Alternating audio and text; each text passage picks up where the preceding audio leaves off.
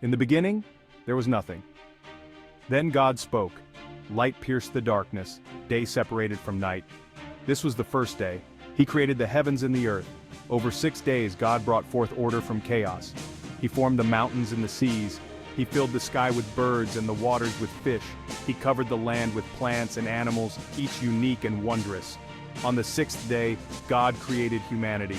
He formed man from the dust of the earth and breathed life into him. He named him Adam. From Adam's rib, God created woman Eve. He blessed them and gave them dominion over all creation. And on the 7th day, God rested. He looked upon all that he had made, and it was good. This is the story of beginnings, of a world born from the breath of God. It is a story of wonder, of order, and of the inherent goodness of creation. God planted a garden in Eden, a paradise filled with every kind of tree. A river flowed through it, sustaining life. In the midst of the garden he placed the tree of life and the tree of the knowledge of good and evil. Adam and Eve lived in perfect harmony with God. They walked with him in the cool of the evening. They were naked and unashamed. Their innocence was pure, their love untainted. But temptation lurked. The serpent, cunning and deceitful, tempted Eve with the fruit of the forbidden tree. He promised her knowledge and wisdom. Eve succumbed and Adam followed suit. With their disobedience came consequences. Their eyes were opened, and they knew shame for the first time. They were banished from the Garden of Eden, their paradise lost. Sin had entered the world, casting a long shadow over humanity. Generations passed, and sin spread like a disease. The world descended into chaos and wickedness. God saw the corruption of humanity and was grieved. He decided to cleanse the earth with a great flood, but there was one righteous man, Noah. God commanded Noah to build an ark, a vessel of salvation. Noah obeyed, constructing the ark according to God's instructions. He gathered his family and 2 of every kind of animal. The rains came, and the fountains of the deep were opened. The flood covered the earth for 40 days and 40 nights. All living things outside the ark perished. When the waters receded, Noah, his family, and the animals emerged. They stepped onto a cleansed earth, a new beginning. God made a covenant with Noah, promising never again to destroy the earth by flood. As a sign of his promise, he placed a rainbow in the sky, a symbol of hope and a reminder of his faithfulness.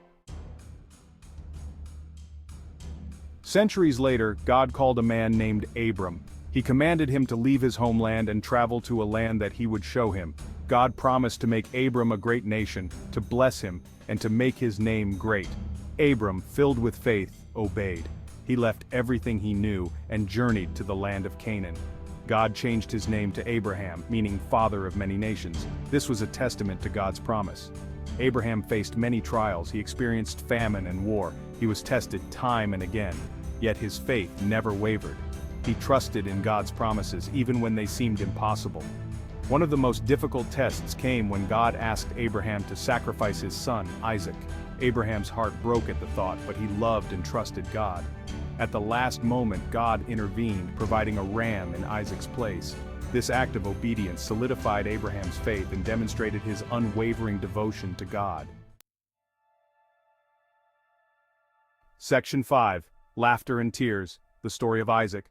Isaac, the son of promise, grew old. He and his wife Rebekah longed for a child. God heard their prayers and blessed them with twin boys, Esau and Jacob. Esau, the firstborn, was a skilled hunter, a man of the outdoors. Jacob, the younger twin, was a quiet homebody. The rivalry between the brothers began in the womb and intensified as they grew. Isaac favored Esau, while Rebekah favored Jacob. This favoritism created tension and division within the family. One day Esau, famished from hunting, sold his birthright to Jacob for a bowl of stew. This rash decision would have lasting consequences. Later, Jacob, with his mother's help, deceived Isaac into giving him the blessing intended for Esau. This act of deception drove a wedge between the brothers, forcing Jacob to flee for his life. Section 6. A divided house, Jacob, Esau, and the birthright. Jacob fled to his uncle Laban's house, where he fell in love with Rachel, Laban's daughter. He worked for Laban for 14 years to win Rachel's hand in marriage. Meanwhile, Esau, consumed with anger and bitterness, plotted revenge against Jacob.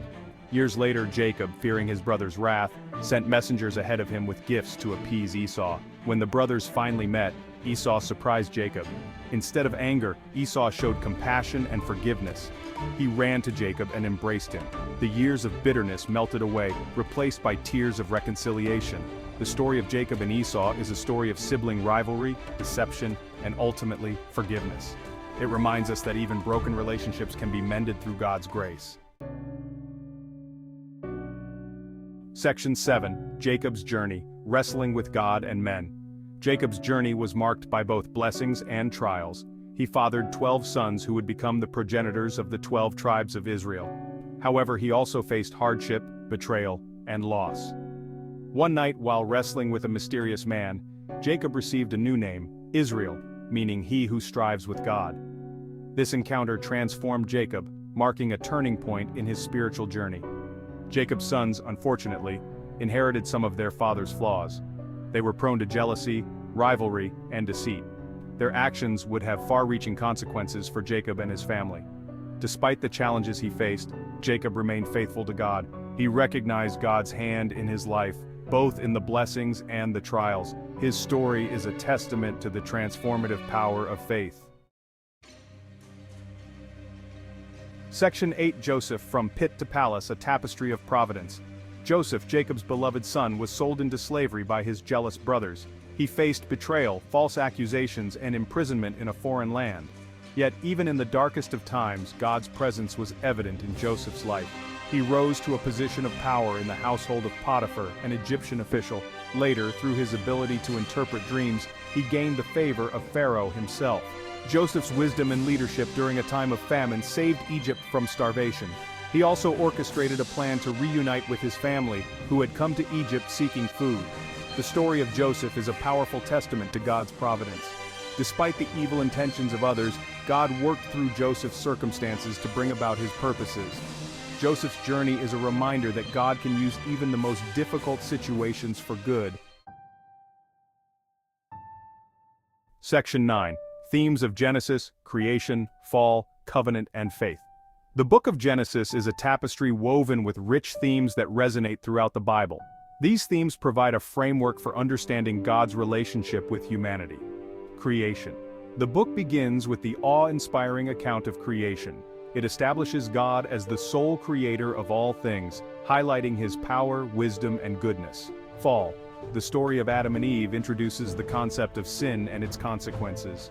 Humanity's disobedience fractured our relationship with God, bringing pain, suffering, and death into the world. Covenant. Despite humanity's failings, God repeatedly demonstrates his faithfulness and love by establishing covenants with his people. These covenants, like the ones with Noah and Abraham, offer hope and promise for a future redeemed. Faith. Throughout Genesis, we encounter individuals like Abraham, Isaac, Jacob, and Joseph who exemplify faith in God. Their stories inspire us to trust in God's promises, even when faced with uncertainty and adversity. Section 10. The Enduring Legacy of Genesis. The stories of Genesis are not merely ancient tales. They are foundational narratives that continue to shape our understanding of the world and our place in it.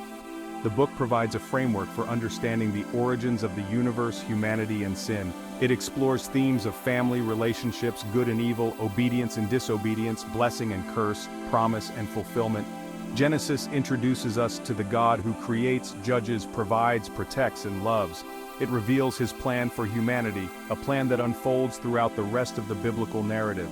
The legacy of Genesis is enduring. Its stories continue to inspire, challenge, and comfort people of all cultures and generations.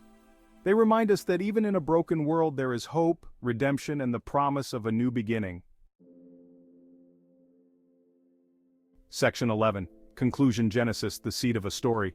The book of Genesis is more than just the beginning, it is the seed of a story. It is the foundation upon which the grand narrative of the Bible is built.